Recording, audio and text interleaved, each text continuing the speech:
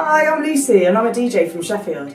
When I was young, I used to love music and dancing, and I used to always spend my pocket money on buying music. I didn't necessarily ever think I would be in the music industry when I was older, the jobs that I kind of wanted to do when I was young. So when I was really young, I wanted to be a clown, funnily enough. I learned to juggle and I had some stilts at home. And then later on, I wanted to be an architect. But yeah, life took me in a totally different direction, and here we are. And funny enough, I wasn't technical at all. That might be surprising because obviously this is quite technical. But I don't think you'd actually need to have that technical side to you to start doing this if you've got the get up and go to want to do it. You might just think DJing is playing out, in a club or a bar or that kind of thing, but actually there's quite a lot more to it than that.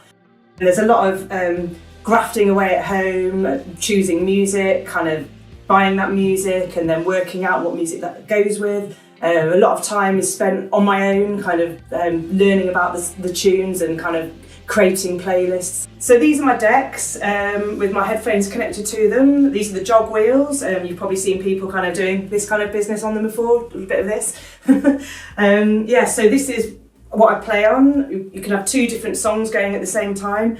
These are your volume buttons, so if they're both are playing, if one's down, only one's playing.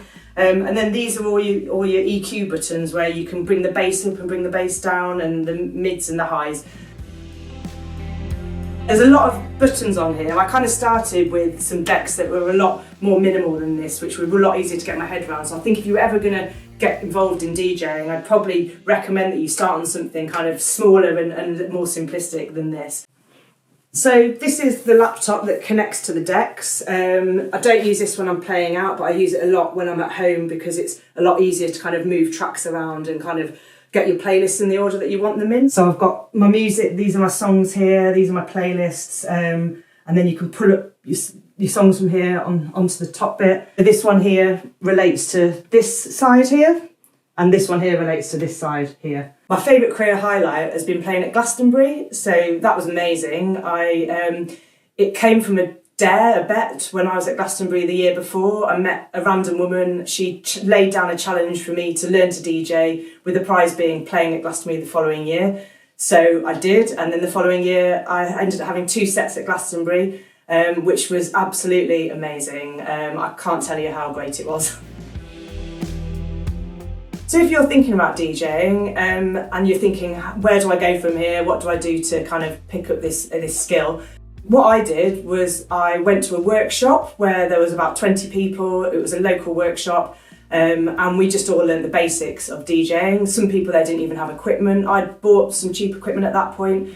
And then from that I had a couple of lessons with somebody and then just practice.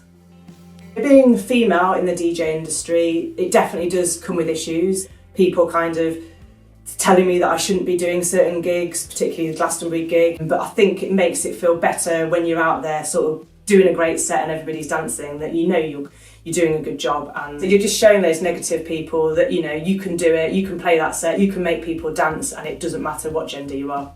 I did find it really helpful to kind of find a female crew of DJs, so I've also got a kind of group that I do play with regularly, and we're kind of got each other's backs and we kind of tell each other about gigs, so it feels a lot less competitive than the males that I work with in the industry. I love being able to play people music that I'm into. I've always been into kind of music that might be a bit unusual, maybe not in the charts, and I really love the fact that I can now go out and I can play some music to people and it's new to them and introducing them to new music to dance to, but along with kind of music that they might have heard as well. So things that they would enjoy dancing to, and then slip in some kind of music that might be new and that they might be excited to hear.